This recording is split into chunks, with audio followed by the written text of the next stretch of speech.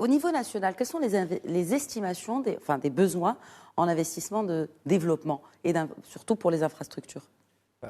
Déjà, il faut savoir et rappeler, et vous l'avez fait en introduction, que le Maroc a fait des efforts colossaux en matière d'investissement pour équiper le royaume. On sort de 20 ans avec un investissement massif de la part du public pour essayer de créer, de doter le Maroc de moyens idoines, vous l'avez rappelé, pour essayer justement d'être une terre d'accueil d'investissements étrangers, pour donner et impulser la dynamique de l'investissement privé national.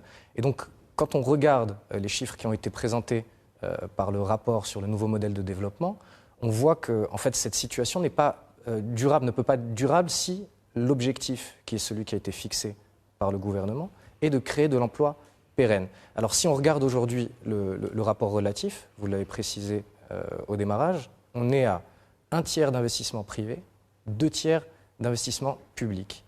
Et en fait, nous, notre objectif, c'est simplement d'inverser cette tendance-là, de passer à 2/3 d'investissement privé, 1/3 d'investissement public.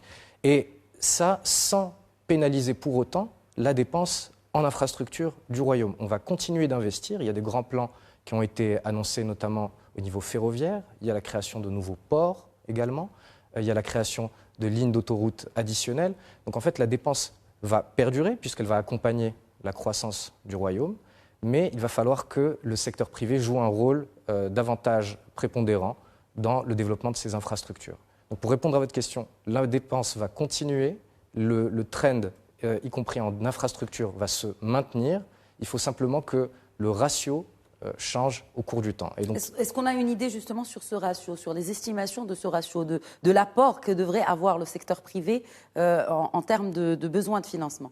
Aujourd'hui, les premières estimations se basent sur un historique. Quand on regarde les études qui ont été faites sur l'investissement, on était à peu près à 320 milliards de dirhams d'investissement total, y compris la part de l'investissement des ménages. Quand on regardait, si on zoome sur ces chiffres-là, les derniers chiffres disponibles qui sont ceux de 2019, on a près de 84 milliards qui sont portés par l'investissement privé hors investissement des ménages et près de 149 qui sont portés par le public. Donc on est dans les 60